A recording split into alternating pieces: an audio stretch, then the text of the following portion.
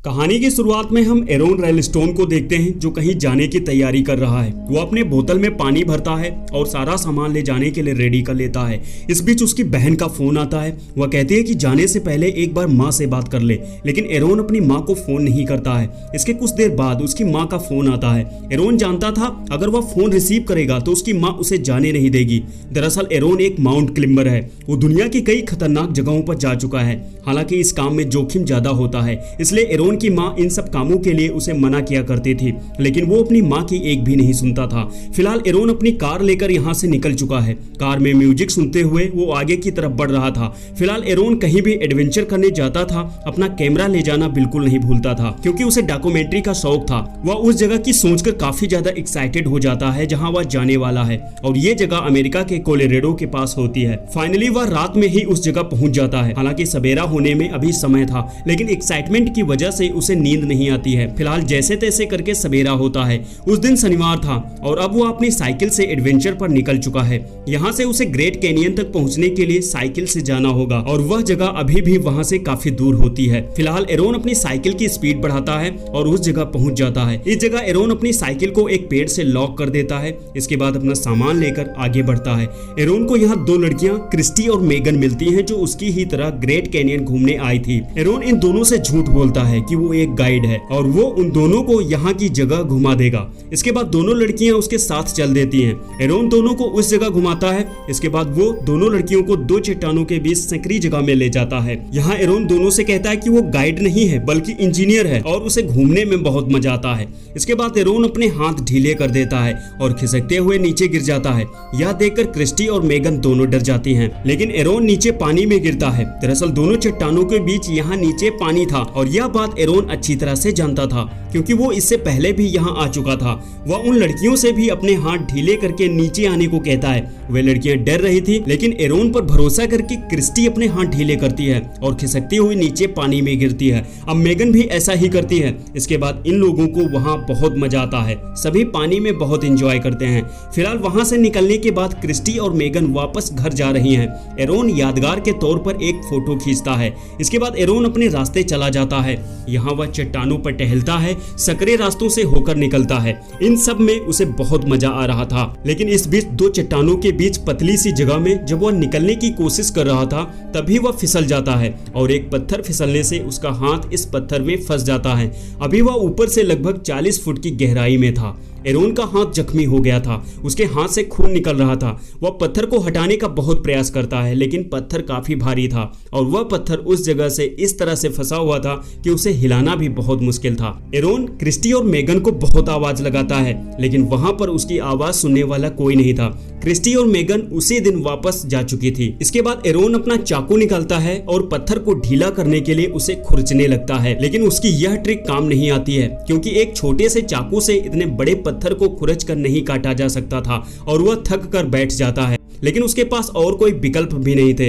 इस वजह से रात होने पर वह फिर से पत्थर को काटना शुरू कर देता है। इसके बाद एरोन एक रस्सी को ऊपर पत्थर पर फेंकता है और जब वह रस्सी पत्थर में फंस जाती है, इसके बाद एरोन उस रस्सी के सहारे सो जाता है। दरअसल उसके पैर जमीन में नहीं लग रहे थे। सुबह होने पर वह देखता है वहीं पर धूप आ जाती है। धूप देखकर उसे अपने पापा की याद आती है, जब बचपन में सवेरा होने पर उसके पापा सनराइज दिखाने उसे ले जाते थे। फिलहाल एरोन को भूख लगी थी और उसके पास थोड़ा सा खाना होता है। उसे इस बात की भी चिंता सता रही थी कि अगर वह ज्यादा दिन यहाँ फंसा रहा तो उसका खाना तो खत्म हो ही जाएगा। हालांकि उसके पास पीने के लिए पानी भी नहीं बचेगा। एरोन अपना वीडियो कैमरा ऑन करके एक वीडियो बनाता है जिसमें वो सारी चीज बताता है जो उसके साथ घट रही थी। फिलहाल अभी वो अपनी पानी की बोतल देखता है जिसमें पानी की कुछ बूंदें बची थी जो गला भिगोने के लिए भी काफी नहीं थी। एरोन अपने सामान में से यूरिन बैग निकालता है क्योंकि अब उसे अपनी यूरिन कलेक्ट करनी है और जरूरत पड़ने पर उसे पीकर काम चलाना होगा। यहाँ फंसे हुए उसे 3 दिन बीत चुके थे और अब वो डिसाइड करता है कि वो अपने हाथ को काट देगा। अब चाकू से वो अपने हाथ को काटने लगता है, लेकिन पत्थर खुरचने से इस चाकू की धार जा चुकी थी। इस वजह से उसका हाथ नहीं कट पाता और अब उसे अपनी माँ की याद आती है। वह वीडियो रिकॉर्ड करता है जिसमें वो अपनी माँ से माफी मांगता है। वह कहता है कि अगर उस दिन उसका फोन उठा लेता तो शायद उसकी माँ उसे जाने से रोक देती और आज वो इस स्थिति में नहीं होता। फिलहाल एरोन की हालत बद से बदतर हो जाती है और उसे हेलुसिनेशन आना शुरू हो जाता है।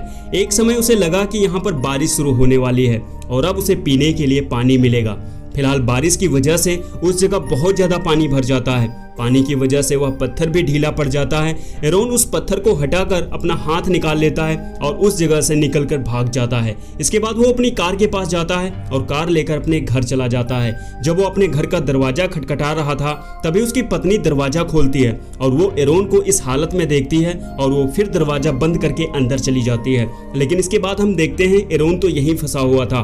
वहां ना तो कोई बारिश हुई थी और ना ही वह निकल पाया था। दरअसल यह एरोन का हेलुसिनेशन था। इसके अगले दिन एरोन एक वीडियो रिकॉर्ड करता है जिसमें वह कहता है शायद यह वीडियो उसकी जिंदगी का आखिरी वीडियो हो और यहाँ पर अगर कोई कभी आएगा जिसे यह वीडियो मिलेगा तो उसके पेरेंट्स के पास जरूर पहुंचा देगा। एरोन का खाना पानी पहले ही समाप्त हो चुका था। अभी वो अपने उस हाथ में से एक घाव करता है और हाथ से निकले ब्लड को चाटता है, लेकिन गला गीला करने के लिए यह काफी नहीं था।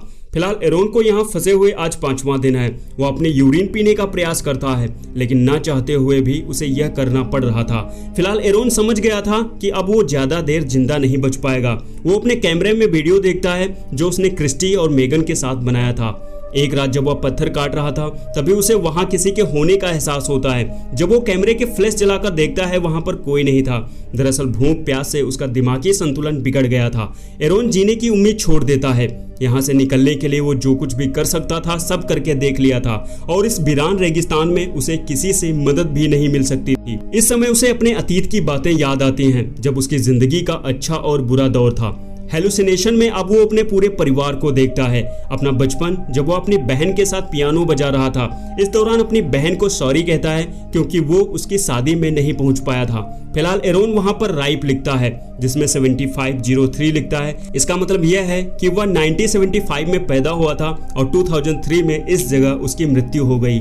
इस दौरान एरोन को आखिरी बार हेलुसिनेशन आता है जिसमें वह अपना बचपन देखता है जब वह 6 साल का बच्चा था। अपने आप को देखकर अब वो एकमात्र आखिरी प्रयास करने की सोचता है। उसे आइडिया आता है अगर उस हाथ में घाव करके हाथ को नोच कर अलग कर दिया जाए तो यहाँ से निकला जा सकता है। इसके बाद एरोन ऐसा ही करता है। चाकू से हाथ में घाव करता है। इसमें उसे बहुत ज्यादा दर्द होता है। इसके बाद एक झटके में अपने आधे हाथ को पत्थर से अलग कर लेता है। हालांकि उसका बाकी का हाथ पत्थर में दबा रह जाता है। फिलहाल अपने जख्मी हाथ को एरोन अच्छी तरह से बांध लेता है। जाने से पहले वहां की एक फोटो क्लिक करता है। अब एरोन धीरे धीरे करके वहां बने सकरे रास्तों से होकर बाहर निकल जाता है। यहाँ बाहर आकर एरोन सुखद एहसास फील करता है। एक जगह रस्सी के सहारे नीचे उतरकर एरोन पानी पीता है। इसके बाद जब वो यहाँ से निकल रहा था तभी उसे चक्कर आने लगते हैं, लेकिन इस बीच वहाँ पर एरोन को कुछ लोग मिलते हैं जो उसे पानी पिलाते हैं। इसके बाद वहाँ पर एक रेस्क्यू हेलीकॉप्टर आता है और एरोन को यहाँ से ले जाया जाता है। अब यहाँ उस घटना के कुछ महीनों के बाद का समय दिखाया जाता है। एरोन पूरी तरह से फिट है। अपने उस हाथ को खोने के बाद अभी वह अपनी लाइफ का फुल एंजॉय करता है। हालांकि उस घटना के 3 साल बाद एरोन अपनी वाइफ जेसिका से मिला था। 2010 में उसका एक बेटा हुआ जिसका नाम उसने लियो रखा। एक हाथ आर्टिफिशियल होने के बावजूद आज भी एरोन रायलस्टोन दुनिया के कई एडवेंचरस जगह घूमने जाते हैं। सो दोस्तों, ये कहानी एक सच्ची घटना पर आधारित थी। उम्मीद करता हूँ आपने इसे जरूर पसंद किया होगा। तो चलिए फिर से मुलाकात होगी अगले वीडियो में। Take care, bye bye.